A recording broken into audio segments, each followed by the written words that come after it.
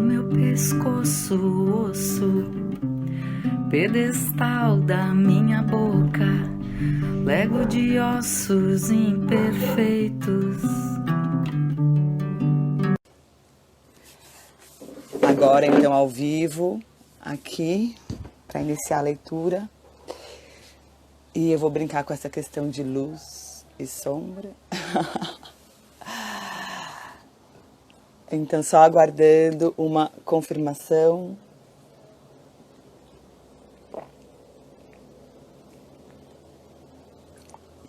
De que dá para ver e ouvir.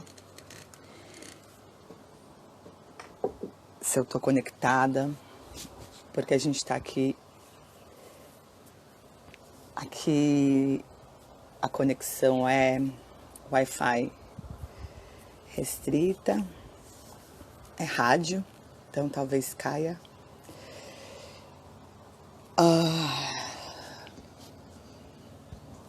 Brincando de luz e sombra. Tem alguém aí? Se alguém chegou aí, só dá um check se dá pra ver e ouvir, pra gente começar a leitura do capítulo de hoje, que é o capítulo 11. Quem entra, tá aí? É muito interessante pensar não só nessa imagem, né? Que aqui ela se define, aqui ela se define também em outro lugar. Mas também quem entra e sai, né? Que a gente entra e sai e tá tudo certo, entrar e sair. Mas eu só preciso de uma confirmação, se dá pra ver e ouvir. Ou se a imagem tá travandinho.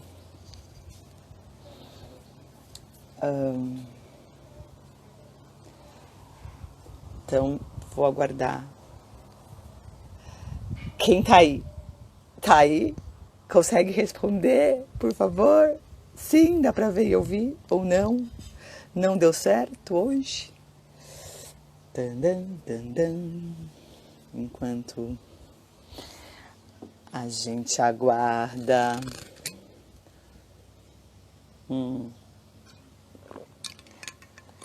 Sil, pronto. Oi, sim, perfeito. Então eu vou seguir, confiando que essa internet vai registrar, essa conexão vai registrar a história. Confiemos, é o que temos hoje. E se não registrar, a gente faz uma extra, ok, no worries. Então vamos lá. Quem chegou agora, eu vou brincar com essa questão de luz e sombra. Eu vou ficar aqui na sombra hoje, tá? E na luz, a mata. Então, perfeitamente. Então vamos lá, Sil, obrigada. A introdução que me veio hoje, de ler, eu fiquei na dúvida, você já tinha lido? Eu falei, gente, tudo bem, vai, se tiver lido, lê de novo, porque se saltou aos olhos é porque tem que ler de novo. Só tá contra a luz. É isso aí, Aninha. Essa é a ideia hoje. Ficar contra a luz. Ai. Ficar contra a luz pra ver a luz. Perfeito. Tudo bem, não vê minha cara? Vocês ficam aflitas. Vamos lá, vai, gente. Vamos lá. A mulher selvagem passou pelo meu espírito 2 vezes. A primeira pelo fato de haver nascido de uma linhagem hispano-mexicana tipicamente passional.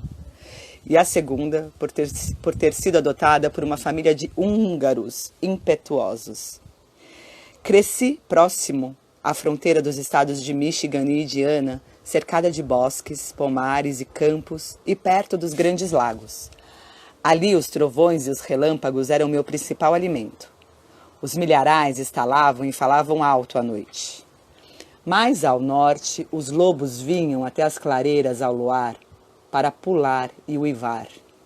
Todos podíamos beber dos mesmos regatos sem medo. Embora eu não a chamasse por esse nome na época, meu amor pela mulher selvagem começou quando eu era pequena. Eu era uma esteta, não uma atleta. E meu único desejo era o de perambular em êxtase. A mesa e cadeiras, eu preferia o chão, as árvores e as cavernas, porque nesses lugares eu sentia como se pudesse me encostar no rosto de Deus. O rio sempre queria ser visitado depois que escurecesse. Os campos precisavam de alguém que neles caminhasse para que pudessem farfalhar conversando. As fogueiras precisavam ser feitas na floresta à noite. E as histórias precisavam ser contadas onde os adultos não pudessem ouvir. Tive a sorte de crescer na natureza. Lá, os raios me falaram da morte repentina e da evanescência da vida. As ninhadas de camundongos revelaram que a morte era amenizada pela nossa vida. Ao desenterrar contas de índios, trilobites da terra preta, eu compreendia que os seres humanos estão por aqui há muito, muito tempo. Tive aula sobre a sagrada arte da autodecoração com borboletas pousadas no alto da minha cabeça, vagalumes servindo de joias durante as noites e rãs verde esmeralda como pulseiras. Uma loba matou um de seus filhotes que estava mortalmente ferido. Para mim foi como uma dura lição sobre a compaixão e a necessidade de permitir que a morte venha aos que estão morrendo. As lagartas cabeludas que caíam dos seus galhos e voltavam a subir, arrastando-se, me ensinaram a determinação. As cócegas do seu caminhar no meu braço me revelaram como a pele pode ter vida própria. Subir ao alto das árvores me mostrou como seria o sexo um dia. Agora eu vim aqui, né? Tipo, eu falei, vamos brincar com a luz e a sombra. A luz e a sombra. E aí ficou a luz bem nos comentários. Então vamos lá. As árvores presentes pra gente entrar no sexo. No capítulo 11, bem-vindas, bem-vindos. O cio, a recuperação de uma sexualidade sagrada.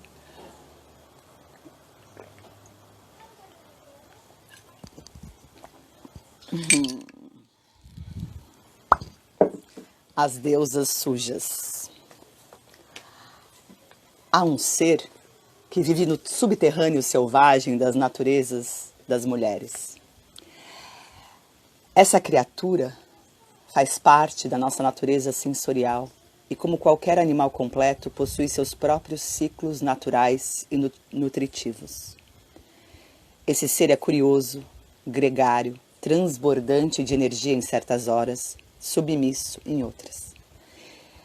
Ele é sensível a estímulos que envolvam os sentidos. A música, o movimento, o alimento, a bebida, a paz, o silêncio, a beleza, a escuridão. Nota de rodapé maravilhosa que é a seguinte: as coisas que estimulam a felicidade e o prazer sempre são também portas dos fundos pelas quais podemos ser exploradas ou manipuladas. É esse aspecto da mulher que tem cio. Não um cio voltado exclusivamente para a relação sexual, mas uma espécie de fogo interior cuja chama cresce e depois abaixa em ciclos. A partir da energia liberada nesse nível, a mulher age como lhe convém. O cio da mulher não é um estado de excitação sexual, mas um estado de intensa consciência sensorial que inclui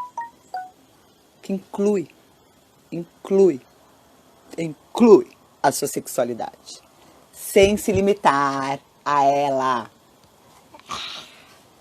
Muito poderia ser escrito acerca dos ursos e abusos da natureza sensorial feminina e sobre como a mulher e outras pessoas atiçam o fogo à revelia dos seus ritmos naturais ou tentam extingui-lo por completo. No entanto, em vez disso, vamos focalizar um aspecto que é ardente, decididamente selvagem e que transmite um calor que nos mantém aquecidas com boas sensações. Na mulher moderna, essa manifestação sensorial recebeu pouquíssima atenção e em muitas regiões e períodos foi totalmente eliminada. Existe um aspecto da sexualidade feminina que nos tempos remotos era chamado de obsceno sagrado. Não na acepção que damos hoje em dia ao termo, mas com o significado de uma sabedoria sexual, de uma certa forma bem-humorada. Havia outrora cultos a deusas que eram voltadas para uma sexualidade feminina irreverente. Longe de serem depreciativos, eles se dedicavam a ilustrar partes do inconsciente que ainda hoje permanecem misteriosas e em grande parte desconhecidas. A própria ideia da sexualidade como sagrada, e mais especificamente da obscenidade como um aspecto da sexualidade sagrada, é vital para a natureza selvática. A própria ideia da sexualidade como sagrada, e mais especificamente da obscenidade como um aspecto da sexualidade sagrada, é vital para a natureza selvática. Havia deusas da obscenidade nas antigas culturas matriarcais, assim denominadas por sua lascívia astuta, porém inocente. Contudo, a linguagem, pelo menos no inglês, dificulta a compreensão das deusas sujas como algo que não seja vulgar. Eis o que a palavra sujo e outros termos a ela relacionados significam. A partir desses significados, creio que ficará claro por que motivo essa antiga adoração às deusas foi empurrada para baixo do pano. Gostaria que vocês examinassem as seguintes definições encontradas em dicionários e chegassem às suas próprias conclusões. Palavra 1, dirt, sujeira. Inglês médio, provavelmente do irlandês. Excremento. Significado ampliado para incluir imundície. Geralmente o solo e a poeira, por exemplo, e obscenidade de qualquer natureza, especialmente na fala. Segunda palavra, dirty word, palavrão. Uma palavra obscena, também usada atualmente para designar qualquer coisa que tenha se tornado impopular ou suspeita em termos sociais ou políticos, muitas vezes através de difamação e críticas imerecidas ou por estar em descompasso com as tendências atuais. Terceira palavra, obscene, do hebraico antigo ob, significando um mago, uma feiticeira. Tudo isso difamação. Existem, porém, fragmentos de histórias em toda a cultura mundial que sobreviveram a vários expurgos. Eles nos informam que o obsceno não é absolutamente vulgar, mas que lembra mais alguma criatura fantástica da natureza que desejamos muito que nos venha visitar e que venha a ser uma das nossas melhores amigas. Há alguns anos, quando comecei a contar histórias de deusas sujas, as mulheres sorriam e depois riam ao ouvir os feitos de mulheres, tanto verdadeiras quanto mitológicas, que haviam usado sua sexualidade, sua sensualidade, para transmitir uma ideia, para amenizar a tristeza, provocar o riso e, desse modo, corrigir algo que estivesse desencaminhado. Eu também me comovi com a forma pela qual as mulheres se aproximavam do limiar do riso a respeito desses assuntos. Elas primeiro precisavam pôr de lado tudo que lhes dizia que isso não seria sinal de boa educação. Percebi como essa atitude de boa educação, nas situações erradas, realmente sufocava a mulher em vez de permitir que respirasse. Para rir, você precisa ser capaz de soltar o ar e inspirar de novo rapidamente. Vou até anotar, porque é ótima essa. Para rir, você precisa ser capaz de soltar o ar e inspirar de novo rapidamente. Sabemos, a partir da cinesiologia e das terapias do corpo, como a Hakomi, que respirar significa conhecer nossas emoções. Que quando queremos parar de sentir, interrompemos a respiração, prendendo-a.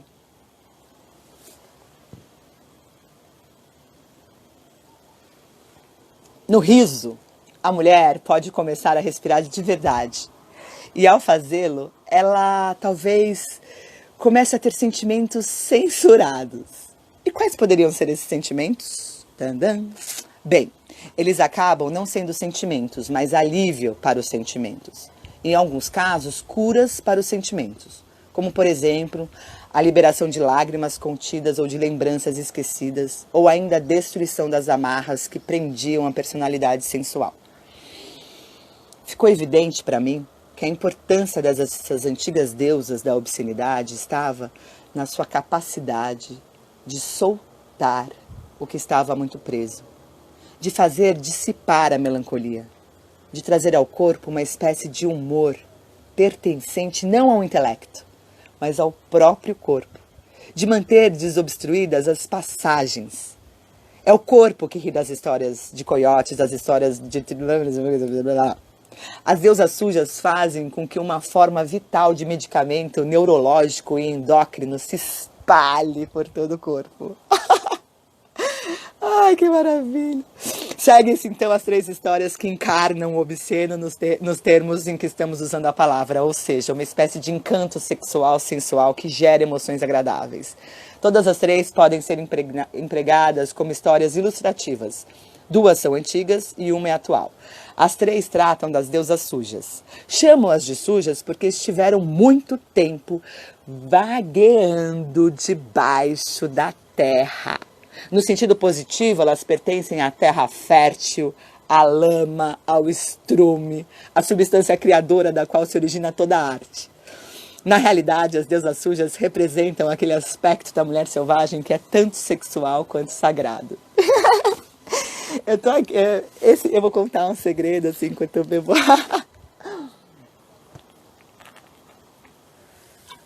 Eu tô rindo à toa, porque esse é um capítulo que eu nunca consegui ler. Eu amo a Balba. A Balba é ótima, né? A Balbinha, a Balbo. E, enfim, vamos lá. Tô vendo uma enxurrada de imagens assim. E quem conhece a Barbarina, que é a minha palhaça, sabe que ela explora esses canais com muita facilidade. E eu, Bárbara, fico chocada, com vergonha de mim mesmo, que não sou eu. Vamos lá. Acho que é por isso que eu tô contra a luz hoje, justificando a escolha de iluminação. Balbo, a deusa do ventre. Há uma expressão muito forte que diz: disse entre as pernas, ela fala no meio das pernas. Essas pequenas histórias do meio das pernas são encontradas em todo o mundo. Uma delas é a história de Balbo, uma deusa da Grécia Antiga, a chamada deusa da obscenidade. Ela tem nomes mais antigos, como, por exemplo, Iambe. E aparentemente os gregos a adotaram de culturas muito mais antigas. Sempre houve deusas selvagens arquetípicas da sexualidade sagrada e da fertilidade da vida, morte e vida, desde o início dos tempos. Conhecem-se apenas uma referência escrita a Balbo, remanescente de tempos remotos, dando a nítida impressão de que seu culto foi destruído e soterrado pelas diversas conquistas. Tenho a forte sensação de que, em algum ponto, talvez debaixo daqueles morros silvestres e lagos de florestas na Europa e no Oriente, existam templos dedicados a ela, templos lotados de artefatos e ícones de marfim.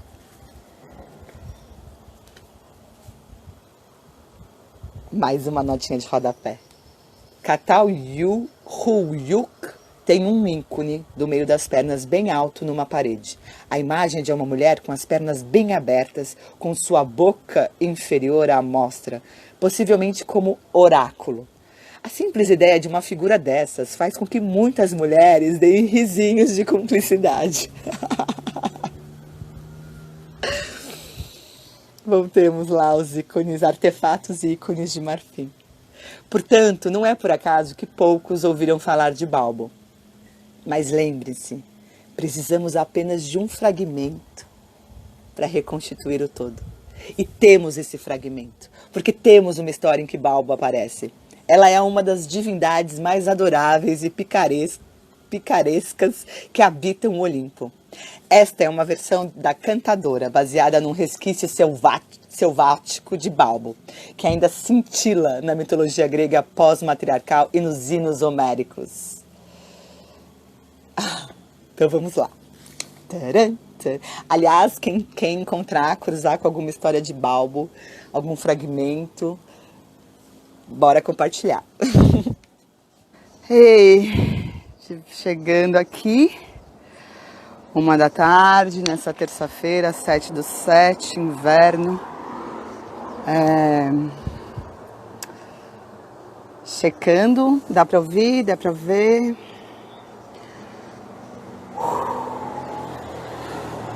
Começo esse dia de hoje com o coração acelerado. Sinto meu corpo tremendo. Me entrego assim ao sol. Me entregando à luz. Ana Paula chegando. Vendo meus limites, meus entupimentos, revelando dores. Gostaria de começar hoje nesse silêncio.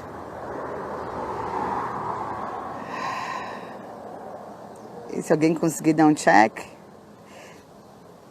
sem ser coraçãozinho, manda assim, sim, som e imagem rolando. E vamos brincar com as sombras de outras maneiras hoje.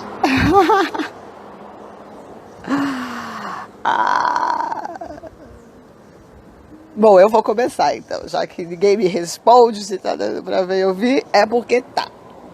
Vamos colocar aqui, te ouvo bem, ótimo, check. Então vamos lá.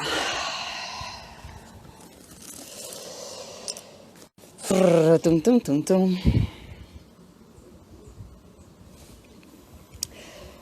Peguei essa, não sei se eu já li, mas sentir-se impotente, insegura, hesitante, bloqueada, incapaz de realizações, entregando a própria criatividade para os outros, escolhendo parceiros, empregos ou amizades que lhes esgotam a energia, sofrendo por viver em desacordo com os próprios ciclos, superprotetora de si mesma, inerte, inconstante, vacilante, incapaz de regular a própria marcha ou de fixar limites.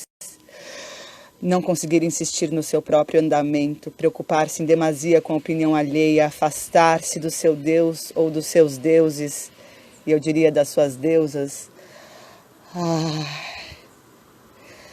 Isolar-se da sua própria revitalização, deixar-se envolver exageradamente na domesticidade, no intelectualismo, no trabalho ou na inércia, porque é esse o lugar mais seguro para quem perdeu os próprios instintos. Recear, aventurar-se ou revelar-se. Revelar-se, revelar-se. Temer procurar um mentor, mãe, pai, temer exibir a própria obra antes que esteja perfeita, temer iniciar uma viagem, recear gostar de alguém ou dos outros, ter medo de não conseguir parar, de se esgotar, de se exaurir, curvar-se diante da autoridade, perder a energia diante de projetos criativos, encolher-se, humilhar-se, ter angústias, entorpecimento, ansiedade, ter medo de revidar quando não resta outra coisa a fazer, medo de experimentar o novo, medo de enfrentar, de exprimir sua opinião, de criticar qualquer coisa, de sentir náuseas, aflição, acidez, de sentir-se partida ao meio, estrangulada, conciliadora e gentil com extrema facilidade, de ter sentimentos de vingança, ter medo de parar, ter medo de agir, contar até 3. E eu já li essa parte da introdução antes, mas hoje ela pulou, ela saltou. Porque eu tô com muito medo. Porque trazer as nossas... Hoje eu me veio essa imagem de desentupindo o esgoto, sabe? Essas sombras que estão vindo pra luz, e é isso. Vai pra luz.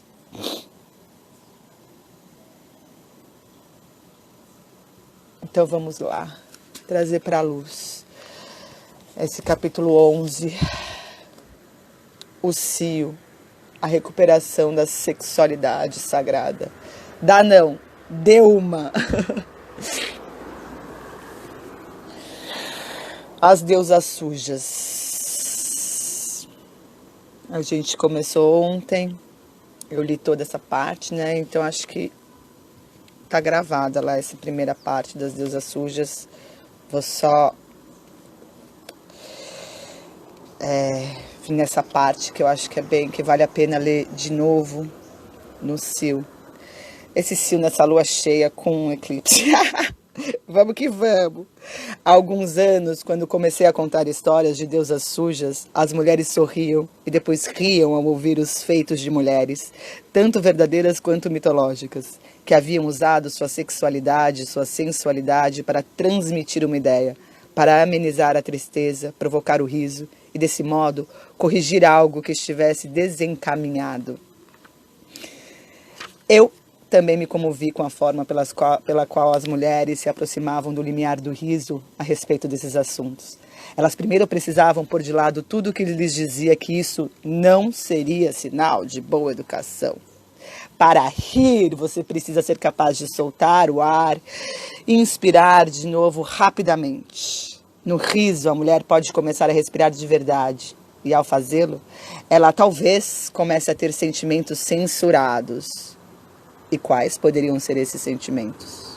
Bem, eles acabam não sendo sentimentos, mas alívio para os sentimentos.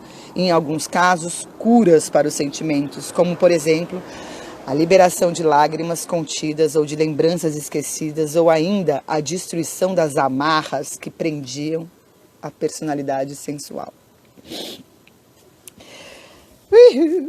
Então vamos lá, vamos começar com Balbo. Depois eu lembrei de um grande amigo que me chamava de Balbinha.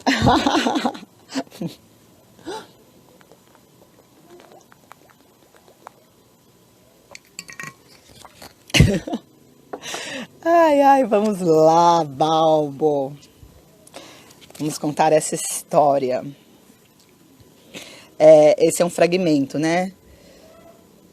De uma história que Balbo aparece. Ela é uma das divindades mais adoráveis e picarescas que habitam o Olimpo. Essa é a minha versão da Clarice, não minha, Bárbara, da Clarice, já que estamos lendo ela. Essa é a minha versão da Cantadora, baseada num resquício selvático de Balbo que ainda cintila na mitologia grega pós-matriarcal e nos hinos homéricos. Deméter, mãe terra, tinha uma linda filha chamada Perséfone, que estava um dia brincando ao ar livre. Perséfone encontrou por acaso uma flor de rara beleza e estendeu os dedos para tocar seu lindo cálice. De repente, a terra começou a tremer e uma gigantesca fenda se abriu em zigue-zague. Das profundezas da terra chegou Hades, o deus dos infernos. Ele chegou alto e majestoso, numa biga negra puxada por 4 cavalos de cor de fantasmas. Hades apanhou Perséfone, levando-a para sua biga. Em meio a uma confusão de véus e sandálias, ele guiou então seus cavalos cada vez mais para dentro da terra. Os gritos de Perséfone foram ficando cada vez mais fracos à medida que a fenda foi se fechando, como se nada tivesse acontecido. Por toda a terra bateu-se um silêncio e o perfume de flores esmagadas. E a voz da donzela, a gritar, ecoou nas pedras das montanhas e borbulhou num lamento vindo do fundo do mar. Deméter ouviu os gritos das pedras. Ela ouviu também o choro das águas. Arrancou então a grinalda de seus cabelos imortais, deixou cair de cada ombro seus véus escuros e saiu a sobrevoar a terra como uma ave enorme, procurando, chamando por sua filha. Naquela noite, uma velha, à frente de uma gruta, comentou com suas irmãs que havia ouvido 3 gritos naquele dia. Um, o de uma voz jovem que gritava de pavor. Outro, que implorava ajuda.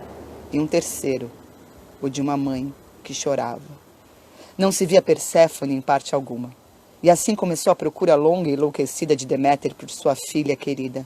Deméter esbravejava, chorava, gritava, fazia perguntas, procurava debaixo, dentro, em cima de todos os acidentes geográficos, implorava por misericórdia, implorava pela morte, mas não conseguia encontrar sua filha amada. Assim, ela, que havia gerado o crescimento perpétuo de tudo, amaldiçoou todos os campos férteis do mundo, gritando na sua dor: morram, morram, morram. Em decorrência da maldição de Deméter, nenhuma criança poderia nascer, nenhum trigo poderia crescer para se fazer pão, nenhuma flor para as festas, nenhum ramo para os mortos. Tudo ficou murcho, esgotado na terra crestada e nos seios secos. A própria Deméter não mais se banhava. Seus mantos estavam encharcados de lama. Seus cabelos pendiam em cachos imundos. Muito embora a dor do seu coração fosse tremenda, ela não se entregava. Depois de muita investigação, de muitos pedidos, de muitos incidentes, tudo levando a nada, ela afinal perdeu as forças ao lado de um poço, numa aldeia onde não era conhecida. E quando recostou seu corpo, dolorido na pedra fresca do poço, chegou por ali uma mulher, ou melhor, uma espécie de mulher. E essa mulher chegou dançando até Deméter, balançando os quadris de um jeito que sugeria relação sexual e balançando os seios nessa sua pequena dança. E quando Deméter a viu, não pôde deixar de sorrir um pouco. A fêmea que dançava era realmente mágica, pois não tinha nenhum tipo de cabeça. Seus mamilos eram seus olhos e sua vulva a sua boca. Foi com essa boquinha que ela começou a regalar Deméter com algumas piadas picantes e engraçadas. Deméter começou a sorrir, depois deu um risinho abafado, em seguida uma boa gargalhada.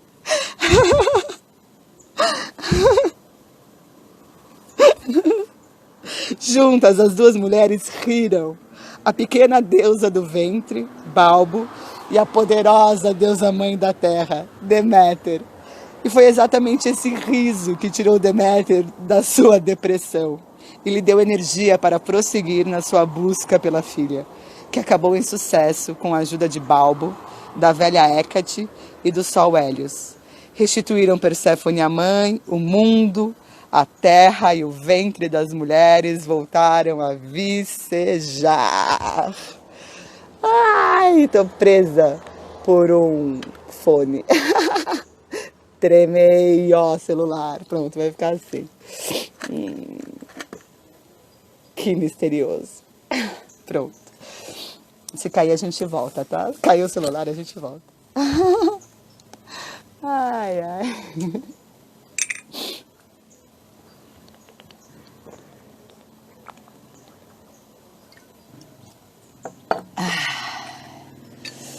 Tcharam, esta Balbo.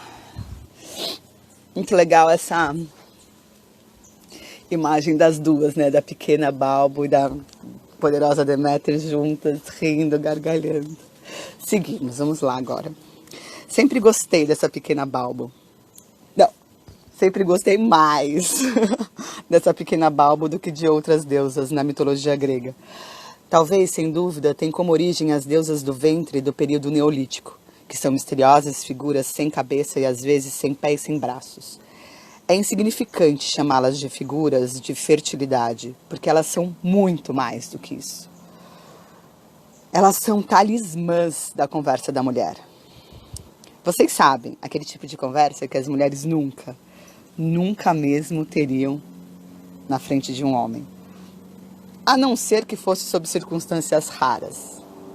Esse tipo de conversa. Elas representam sensibilidades e expressões exclusivas em todo o mundo. Os seios e o que é sentido dentro desses bichinhos sensíveis. Os lábios da vulva, nos quais a mulher tem sensações que outros podem imaginar, mas que só ela sabe. E a gargalhada é um dos melhores remédios que a mulher pode ter. Sempre considerei que o Kaffeeklatsch, que é uma reunião informal em que se toma café e se conversa, o famoso chá da tarde, cafezinho com bolo. Então a Clarissa sempre considerou que o Kaffeeschlaft, esse cafezinho, era um remanescente de algum antigo rito feminino de reunião. Um ritual de conversa íntima. Mulheres falando com suas entranhas, dizendo a verdade, rindo até parecerem bobas, revigoradas, de volta ao lar, sentindo tudo melhor. Às vezes é difícil conseguir que os homens se afastem para mulheres ficarem sós. Só sei que antigamente as mulheres estimulavam os homens a fazer uma excursão de pesca. Trata-se de um ardil usado pelas mulheres desde tempos imemoriais com o objetivo de fazer com que os homens saíssem por algum tempo, a fim de que elas pudessem ficar sozinhas ou só com outras mulheres. As mulheres desejam estar numa atmosfera exclusivamente feminina, de quando em quando. Quer sós, quer com outras. As mulheres desejam estar numa atmosfera exclusivamente feminina de quando em quando. Quer sós, quer com outras. Trata-se de um ciclo feminino natural. A energia masculina é agradável. Ela é mais do que agradável. Ela é exuberante, grandiosa. No entanto, ela às vezes lembra um banquete de chocolates. Depois ansiamos por arroz frio e puro durante alguns dias e um caldo quente e simples para limpar a boca. Precisamos fazer isso de vez em quando. Ai, que divertido esse capítulo. Vamos lá. Além do mais, a pequena deusa Balbo nos dá a ideia interessante de que um pouco de obscenidade pode ajudar a fazer uma depressão. Ai, e é verdade que certos tipos de risos, que provém de todas as histórias que as mulheres contam umas para as outras, histórias que são tão apimentadas ao ponto de serem de total mau gosto. Essas histórias ativam a libido. A deusa do ventre e a gargalhada são o que procuramos. Portanto, acrescente à sua coleção de medicamentos essas histórias típicas de Balbo.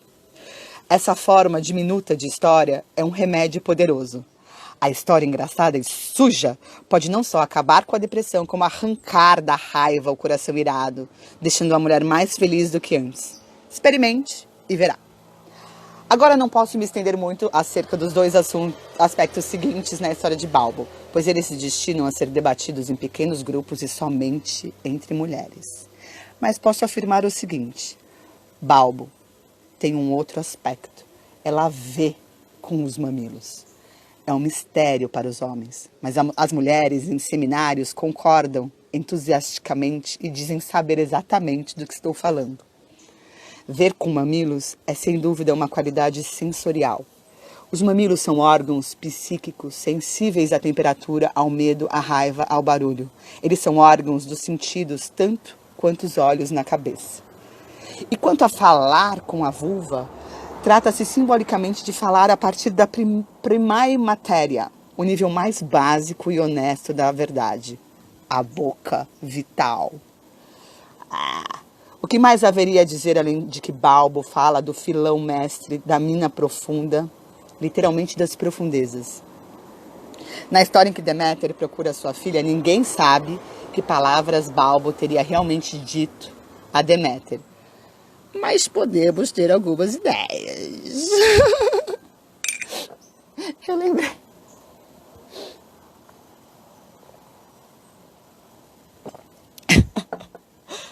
Ai. No parto, né, a gente percebe muito essa conexão boca-vulva. Me lembro, né, de deixar marcas no braço da minha parteira. Vamos lá, Coyote Dick. Dick é a forma hipocorística de Richard, que é o apelido de Richard. Mas é também um termo vulgar para designar o pênis. Então, Dick é Richard e é pênis, né? Dick. Então, Coyote Dick. Creio que as piadas que Balbo contou a Deméter eram piadas de mulheres a respeito desses belos transmissores e receptores, os órgãos genitais. Nesse caso, talvez Balbo tenha contado a Deméter uma história com a que se segue, que ouvi há alguns anos de um administrador de estacionamento de trailers em Nogales. Seu nome era Old Red e ele alegava ser de origem indígena.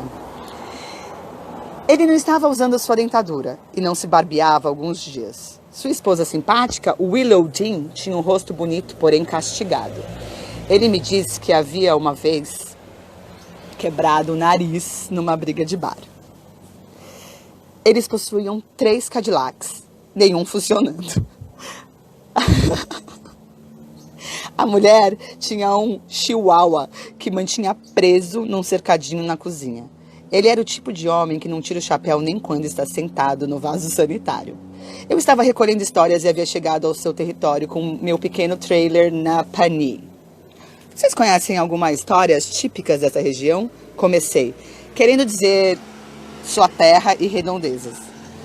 Old Red olhou para a mulher com um sorriso matreiro e frouxo e a provocou debochando. Vou contar para ela a história de Coyote Dick. Ai. Vou contar para ela a história de Coyote Dick. Red, não conte essa história para ela. Não vá me contar essa história. Vou lhe contar a história de Coyote Dick de qualquer jeito, afirmou Old Red. Willow Jean pôs as mãos na cabeça e falou direto para a mesa. Red, não conte essa história. Estou falando sério. Vou contar, e agora mesmo. Willow Jean. Willow Jean sentou-se de lado, com a mão tapando os olhos, como se tivesse ficado cega. Eis a história que Old Red me contou. Ele disse que havia ouvido de um índio navarro, que havia ouvido de um mexicano, que havia ouvido de um Hopi. Vamos lá, a Coyote Dick. Taran, taran. Era uma vez Coyote Dick. E ele era tanto a criatura mais esperta quanto a mais tonta que jamais se podia esperar encontrar. Ele estava sempre querendo comer alguma coisa, sempre trapaceando as pessoas para conseguir o que queria. Em qualquer outra hora, estava dormindo. Bem, um dia, quando o Coyote Dick estava dormindo, seu pênis ficou realmente entediado e resolveu abandonar Coyote para viver sozinho uma aventura. Foi assim que o pênis se soltou de Coyote Dick e saiu correndo pela estrada. Na realidade, ele pulava pela estrada fora, já que possuía só uma perna.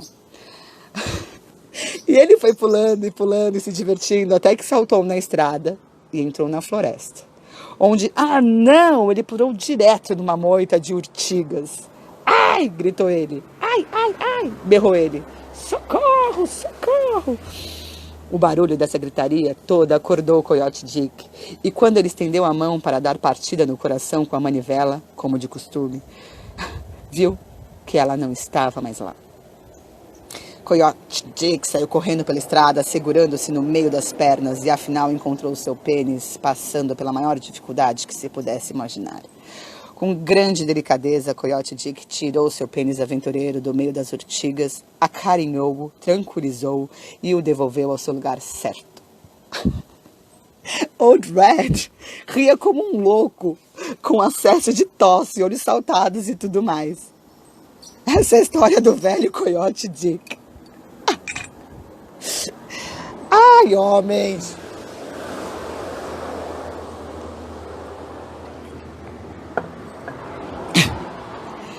Você esqueceu de contar o final. Repreendeu Willow Jean.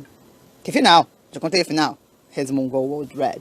Você se esqueceu de contar para ela o verdadeiro final da história, seu porcaria. Ora, se você se lembra assim tão bem, conte você então. A campainha tocou e ele se levantou da cadeira, desconjuntada. Willow Jean olhou direto para mim, não para mim, né, para Claire. Olhou direto para mim e seus olhos cintilavam. O final da história é a moral. Nesse instante, Balbo apoderou-se de Willow Jean, pois ela começou a dar risinhos, a rir abertamente e afinal a gargalhar tanto, e até com lágrimas, que levou 2 minutos para conseguir dizer as 2 últimas frases, já que repetia cada palavra 2 ou 3 vezes enquanto tentava recuperar o fôlego. A moral é que, mesmo depois de Coyote Dick sair do meio das urtigas, elas fizeram seu pau coçar feito louco para todo sempre. E é por isso que os homens estão sempre chegando perto das mulheres e querendo se esfregar nelas com aquele olhar de estou com uma coceira. Pois é, aquele pau universal está coçando desde a primeira vez que fugiu do dono. Não sei o que deu em mim, mas ficamos ali, sentadas na cozinha, rindo aos guinchos e batendo na mesa até praticamente perdemos o controle dos músculos. Depois a sensação me pareceu semelhante àquela de ter comido um bom pedaço de raiz forte. É esse tipo de história que eu realmente acho que Balbo contou.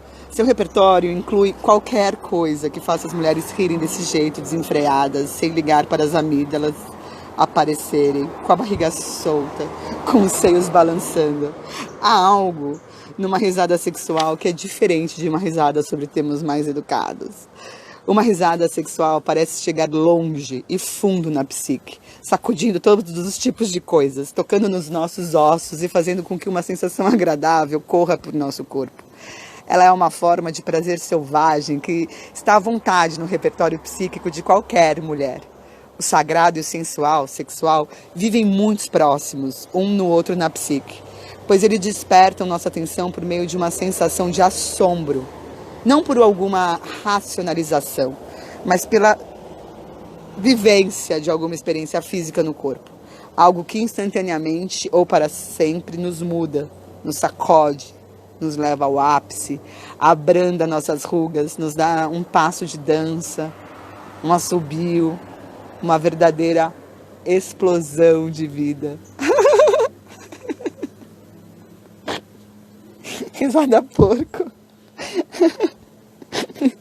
No sagrado, no obsceno, no sexual, há sempre uma risada selvagem à espera. Um curto período de riso silencioso, a gargalhada de velha obscena, o chiado que é o riso, a risada que é selvagem e animalesca, ou o trinado, que é como uma volata. O riso é um lado oculto da sexualidade feminina. Ele é físico, essencial, arrebatado, revitalizante e, portanto, excitante. É um tipo de sexualidade que não tem objetivo, como a excitação genital. É uma sexualidade da alegria, só pelo movimento, só pelo momento. Um verdadeiro amor sensual que voa solto e que vive, morre e volta a viver da sua própria energia. Ele é sagrado por ser tão medicinal. É sensual por despertar o corpo às emoções. Ele é sexual por ser excitante e gerar ondas de prazer. Ele não é unidimensional, pois o riso é algo que compartilhamos com o nosso próprio self, bem como com muitos outros. É a sexualidade mais selvagem da mulher. Segue-se mais um exemplo de história de mulheres e de deusas sujas. Essa história eu conheci quando criança. É surpreendente que as crianças ouvem, que os adultos acham que elas não ouvem. Algum adulto. Hoje eu tava conversando com o pai das minhas filhas. E aí, a mais velha vira e fala: mãe, a gente tá te ouvindo, tá bom?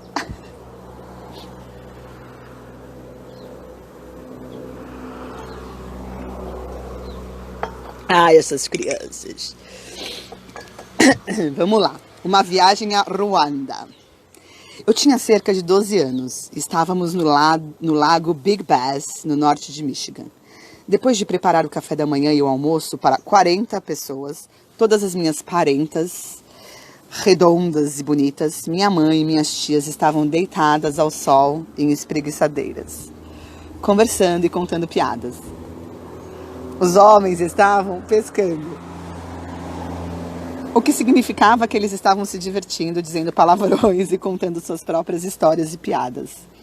Eu estava brincando por perto das mulheres. De repente, ouvi uns guinchos agudos. Alarmada, corri para onde as mulheres estavam, mas elas não estavam gritando de dor. Elas estavam rindo. E uma das minhas tias não parava de repetir sempre que recuperava o fôlego entre os gritos: cobriram o rosto, cobriram o rosto. Essa frase misteriosa provocava novos acessos de riso em todas elas. Elas ficaram muito tempo gritando, guinchando e recuperando o fôlego para voltar a guinchar. No colo de uma das minhas tias havia uma revista. Mais tarde, quando todas elas cochilavam ao sol, tirei a revista da sua mão adormecida e me deitei debaixo da espreguiçadeira, lendo com os olhos espantados. Na página havia um caso da Segunda Guerra Mundial. Eis o que dizia. O general Eisenhower ia visitar suas tropas em Ruanda. Poderia ter sido Burnell, poderia ter sido o general MacArthur.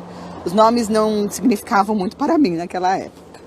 Enfim, o governador queria que todas as mulheres nativas se postassem ao longo da estrada de terra para dar vivas e acenar em boas-vindas a Eisenhower quando ele passasse no seu jipe. O único problema era que as mulheres nativas nunca usavam roupa, a não ser um colar de contas e às vezes um minúsculo cinto de correia. Não, isso não seria conveniente. Portanto, o governador chamou o chefe da tribo e lhe falou do seu problema. Não se preocupe, disse o chefe. Se o governador conseguisse algumas dúzias de saias e blusas, ele se certificaria que as mulheres se apresentariam vestidas nesse acontecimento especial. E esses trajes o governador e os missionários da região conseguiram obter. No entanto, no dia do desfile, e apenas poucos minutos antes de Eisenhower descer pela longa estrada no seu jipe, descobriu-se que, apesar de todas as mulheres estarem usando obedientemente as saias, elas não haviam gostado das blusas e as haviam deixado em casa. Pois agora todas as mulheres estavam enfileiradas dos dois lados da estrada com saias, mas com o peito nu e sem mais nenhuma roupa, nem mesmo roupa de baixo. Ora, o governador ficou apoplético ao saber disso e convocou irado o chefe. Este lhe assegurou que sua mulher havia conversado com ele, garantindo-lhe que as mulheres haviam concordado com um plano para cobrir os seios quando o general estivesse passando. Você tem certeza? Berrou o governador. Tenho toda a certeza, respondeu o chefe. Bem, não havia muito tempo para discutir, e nós só podemos tentar adivinhar qual foi a reação do general Eisenhower quando seu jipe veio passando, ruidoso, e uma mulher, de seios nus, atrás da outra, levantava graciosamente a frente da saia rodada e cobria o rosto com ela.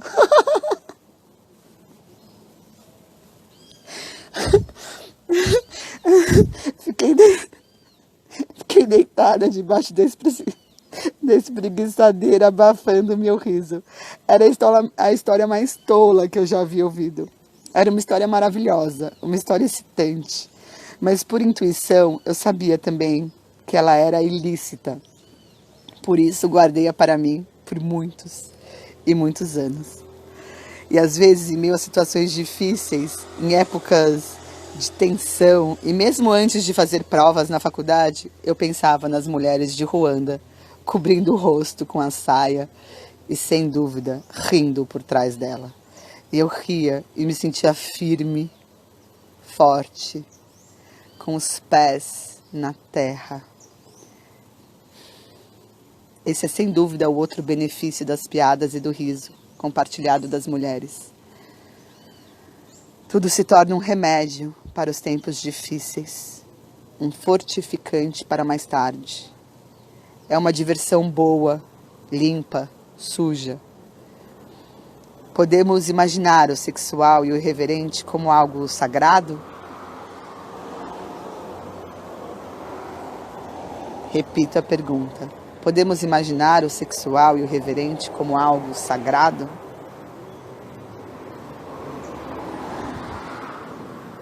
Podemos, especialmente se atuam como medicamento. Jung observou que se alguém procurava seu consultório queixando-se por um motivo sexual, o verdadeiro motivo muitas vezes era mais um problema.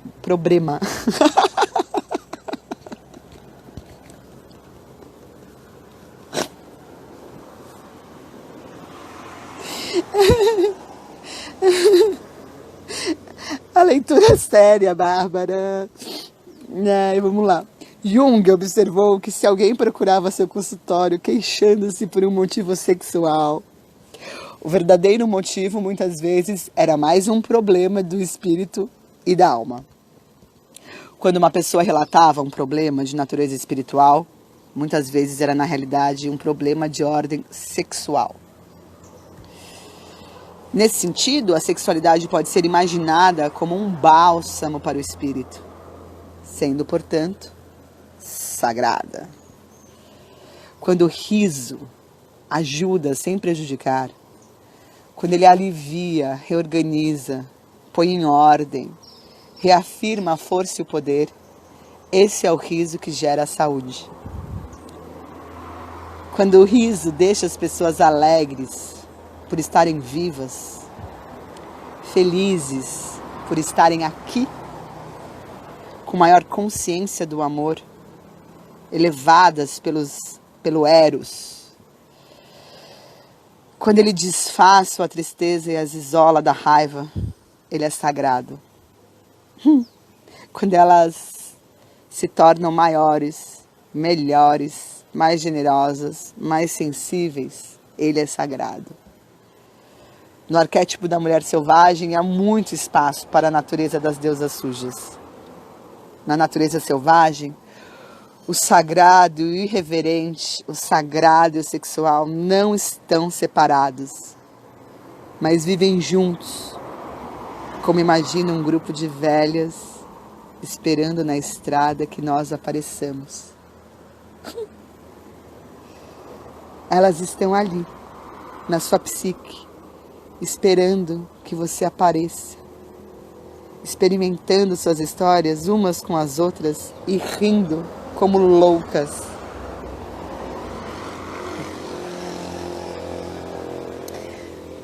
No arquétipo da mulher selvagem há muito espaço para a natureza das deusas sujas.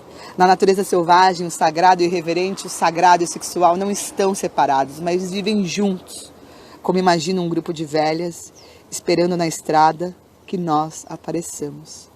Elas estão ali na sua psique esperando que você apareça, experimentando suas histórias umas com as outras e rindo como loucas. Ai, que capítulo delícia! O Cio, a recuperação de uma sexualidade sagrada. Ai, esse capítulo chega ao fim. Muitas imagens. Essa brincadeira com a luz e a sombra veio de outra maneira, ganhou outro sentido. Quero compartilhar, assim... Ai, sei lá, a gente tem tempo ainda, né, coração? Uma hora é rápida, outras horas são mais curtas. Eu quero compartilhar uma imagem que veio muito forte nesse capítulo, que é... Eu comecei essa leitura hoje muito impactada, com uma dor muito grande, por saber que mais uma de nós morreu vítima de violência sexual, uma menina de 14 anos. Foi muito difícil para mim descer e ler esse livro, esse capítulo ainda, né? Com esse drama tão forte, né, da nossa sociedade doente. E é isso. Agradeço esse espaço aberto para compartilhar essas leituras, esses mitos e histórias do arquétipo da mulher selvagem. Eu comecei chorando a leitura, terminei rindo.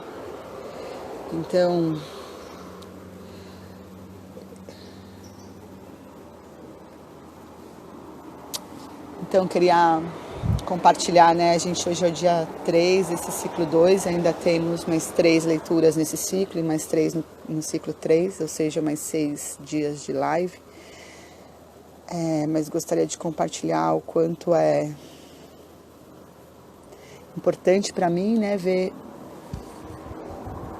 compartilhar esse tesouro.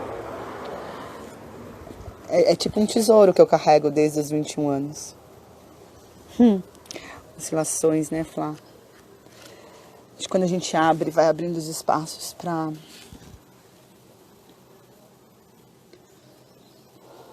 sombras, né? Trazendo as sombras para a luz. Me lembra aquela parte do que a gente vê, né? E aí agora, olha o que eu fiz, eu olhei, né? E ao olhar, eu vou até tirar assim. Até leio os comentários. Olha isso, né?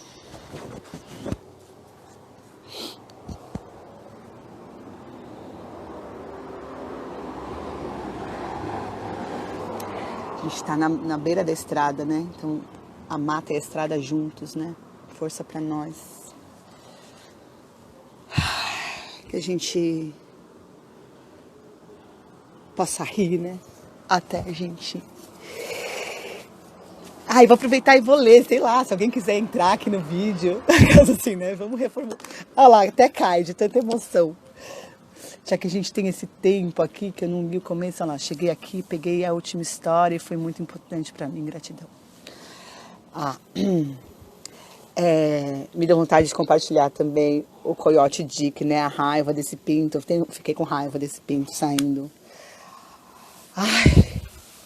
Tenho muita raiva desse pinto que sai desordenado. E foi tão bom poder rir assim também.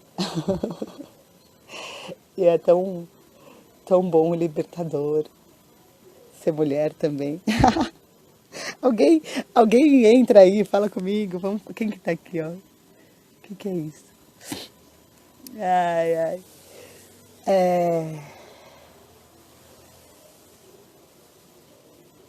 Era essa história que veio que eu queria compartilhar. Eu já não me lembro quantos anos eu tinha, mas eu tava uma vez, sei lá, 20 e poucos anos talvez. Fui viajar pra praia com um grupo de amigas, só as mulheres. Mentira, tinha alguns homens. Mas esses homens não estavam nessa hora. E a gente tava, as mulheres, dançando. E aí começou a tocar aquela música. Momento. Não faz mal. Eu tô carente, mas eu tô legal. Nem sei de quem é essa música. Fato é... Já vou comentar isso, Ana. Entra aí pra falar desse pinto desordenado. Mas eu queria falar antes desse momento que foi assim... Alguém sabe de quem é essa música? Não faz mal, eu tô carente, mas eu tô legal. Só sei que na hora me veio essa coreografia. Não faz mal.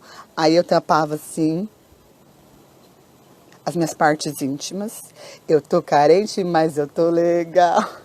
E aí, quando eu fiz esse gesto, a mulherada toda foi pras paredes.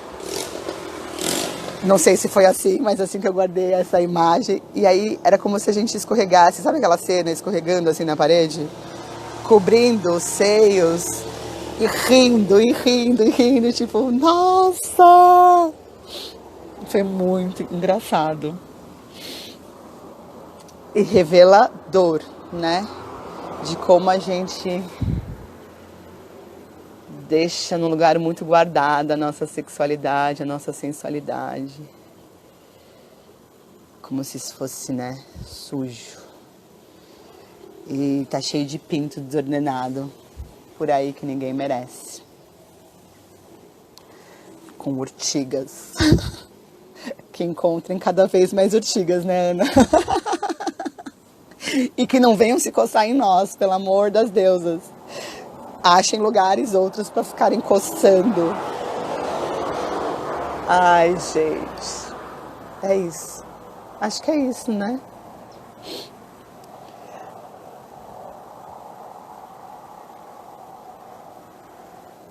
Assim como a gente pode começar... É muito engraçado isso, né? Tem 1 hora de live, então vou ficar 1 hora, hein? 1 hora. Se coça só, é isso aí, Sil. Tem 2 mãos, pode se coçar só.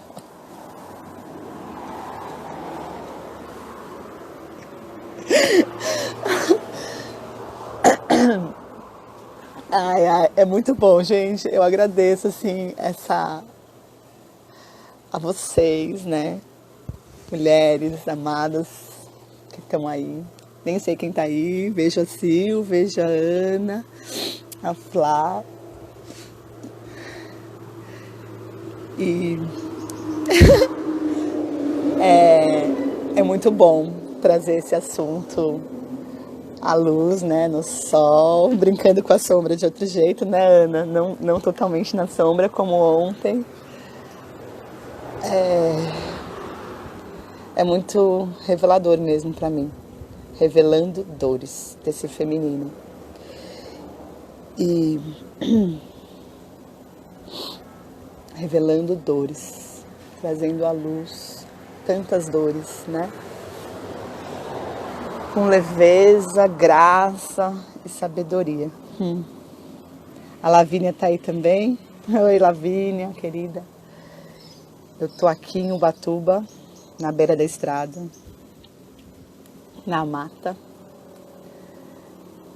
num lugar bem privilegiado entre a mata e o mar, né? Bem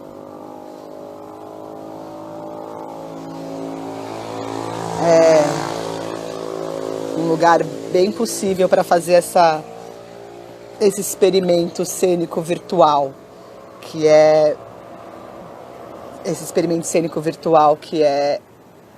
ler esse livro aqui nesse espaço de presença expandida, né? Raíssa! Sim, a Raíssa tá aí, da hora. A gente apresentou juntas no encontro de palhaçaria. E é isso, né, Balbo? Balbo é uma deusa da palhaçaria, né? Não sei, aí agora eu tô atinando assim, porque até veio Barbarina Balbinha. Barbarina é a palhaça que me habita. A palhaça que me habita saúda a palhaça que habita em vocês, que possamos rir com os nossos ventres desnudos e olhar com os nossos seios, né? Esse olhar com os seios foi muito interessante. Me veio uma imagem. Vou continuar compartilhando. Se alguém quiser vir dialogar, venha. Eu ia adorar experimentar essa forma de diálogo. O que eu ia falar é que... me veio isso. Acho que quando eu comecei... Uma vez estava sem sutiã. E aí ficou o peito arrepiado, né? Com as duas chups. E aí... Você quer se aparecer? Você quer se aparecer? Tá excitada? Gente, deixa... tô sem sutiã, roçou. E aí essa vergonha mesmo, né? Desse corpo, desse peito que se abre, que fecha, que pisca, que olha, né? Sei lá, me perdi nas reflexões. Mas fiquei pensando muito na amamentação também, né? Como é sensível, é um alimento. Esse peito que jorra a vida. É muito... Acho que tem aí um grande caminho para se pensar nesse olhar peito, né? E boca vulva. E como o nosso corpo se organiza. E quantos séculos a gente se fechou numa proteção, né? Porque é muito olhar, né? Sei lá, agora eu tô aqui comigo, entrei, voltei. Então é isso, gente. Alguém quer... Eu vou falar de novo a última vez, hein? Alguém quer vir falar alguma coisa nesse sentido?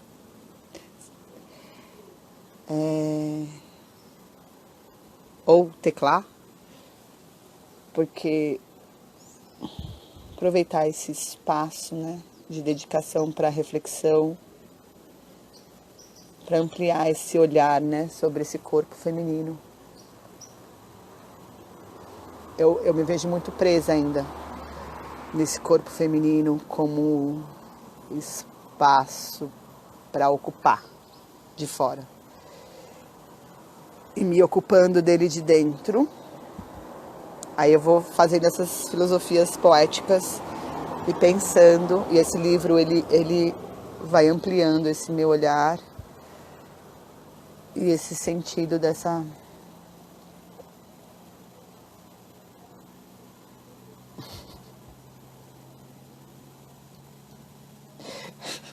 Me lembrei de novo da imagem das nativas. Que forte, né? Também. As indígenas lá. Rindo da cara do governador. Reflexões profundas, igualmente potentes. Né, Flá? Outro dia, numa live que eu fiz com a Carol, que é uma amiga de barriga, que fez esse brinco aqui, ó, esse raio de ançã.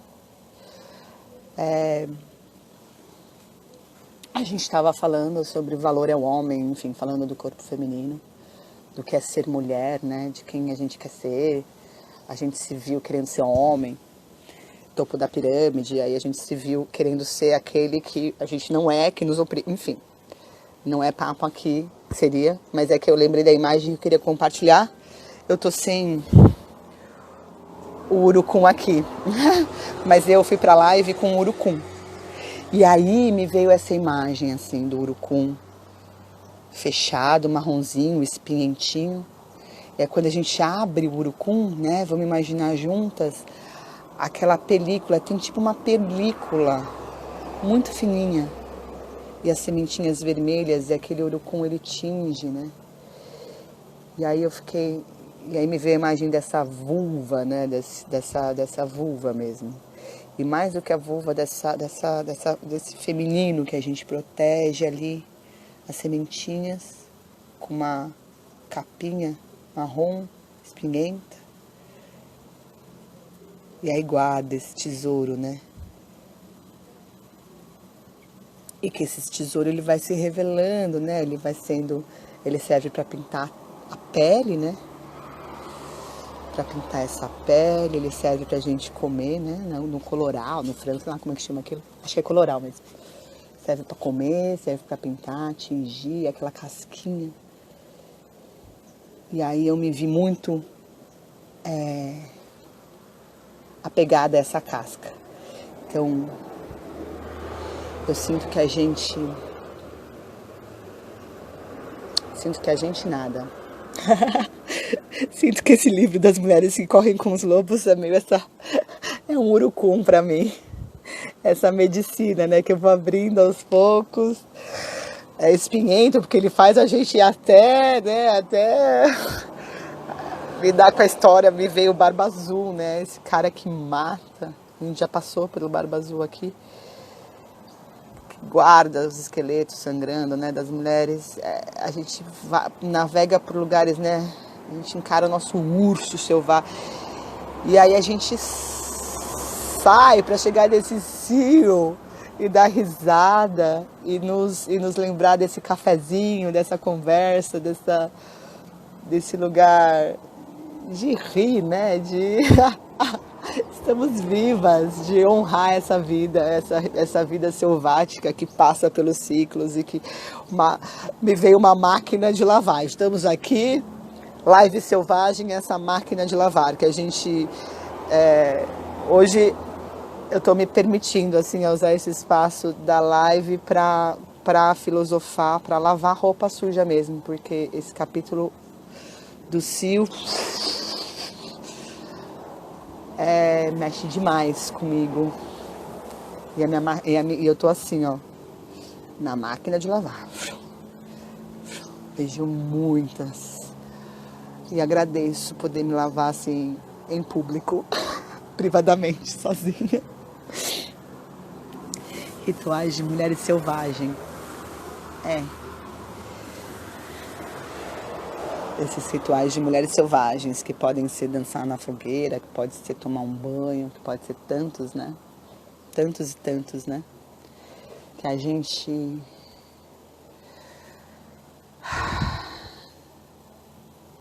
sentir de chegar nesse...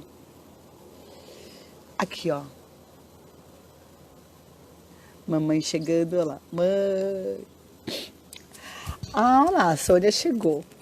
Se a Sônia quer entrar e falar, você que trabalha com amamentação, para nos dizer um pouco sobre os peitos olhos, eu estou me permitindo aqui esse momento de live para lavar a roupa suja aqui. Então, já que a gente trouxe essa questão do cio, da sexualidade, tchan, tchan, tchan, tchan. Tchan, tchan, lavando, ainda tem, né? Fala. Não, amore. Ok.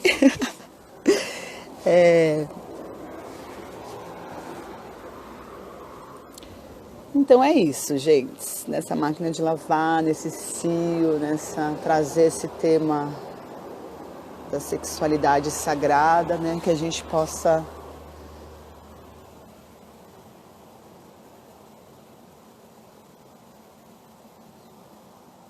me veio a palavra gozar e aí eu fiquei com vergonha de falar, mas acho que é isso, que a gente possa gozar, rir, jorrar, jorrar, jorrar, que a gente jorre vida e criações e êxtases nesse terreno fértil, porque tá fértil embaixo, né? Às vezes a gente só vê a aridez, né? A aridez, a desgraça. Mas é preciso trazer essas sombras para bailar junto, né? É um... né? Como é que chama isso? De novo esse movimento de centrifugar. E que aqui eu centrifugo as minhas questões, sabendo que vocês estão aí. Então eu alimento, não, eu alimento. Eu alimento esse meu desejo de reconhecimento, essa relação público e privado. E nesse público e privado eu me coloco ventando, centrifugando, lavando essas migalhas de nós que insistem em querer ser nós. Com Balbo, a pequena deusa, e com Deméter, a grande deusa, né? O pequeno e o grande. Então que a gente possa ser pequenas grandes, ser grandes pequenas. Que a gente possa caminhar por leveza, com sabedoria, com raiva, que a nossa raiva seja direcionada para um caminhar e não para uma estagnação. Estagnação? Vou terminar então lendo uma coisinha que me veio de ler, que eu não sei o que é, mas é essa parte. No conto do Barba Azul, as irmãs fecham com violência a porta da Câmara da Morte. A jovem esposa tem os olhos fixos no sangue da chave. Um gemido sobe de dentro dela. Preciso limpar esse sangue, ou ele saberá. Agora o self ingênuo tem conhecimento de uma força assassina solta dentro da psique. E o sangue na chave é sangue de mulher. Se fosse apenas sangue do sacrifício de fantasias frívolas, haveria na chave apenas uma pequena marca. Trata-se, porém, de algo muito mais sério, pois o sangue representa o extermínio dos aspectos mais profundos e íntimos da vida criativa e da alma. Nesse estado, a mulher está perdendo sua energia para criar.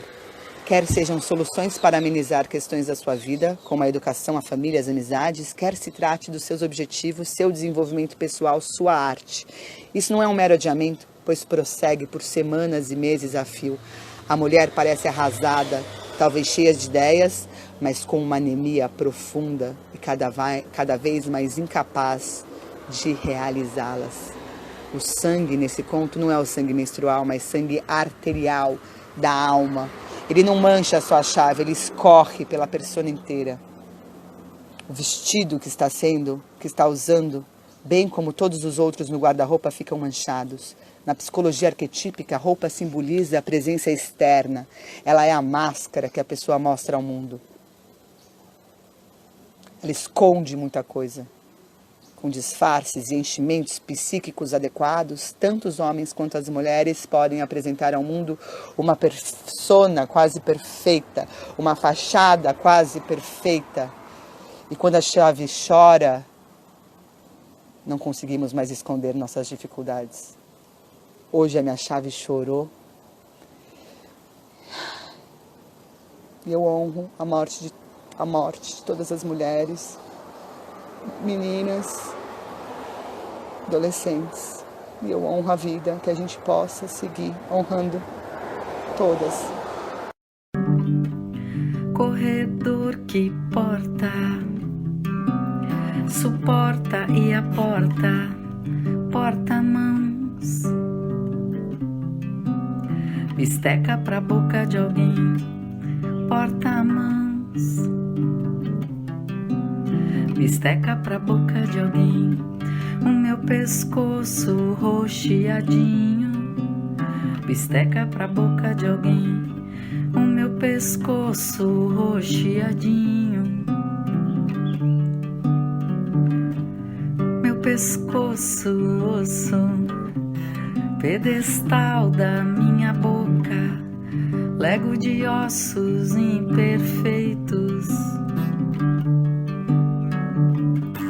corredor que porta, suporta e aporta, porta-mãos, bisteca pra boca de alguém, o meu pescoço roxeadinho, bisteca pra boca de alguém, o meu pescoço roxeadinho, no canoa nunca dói, no canoa nunca dói, no canoa nunca dói, no canoa nunca dói, o meu pescoço roxeadinho.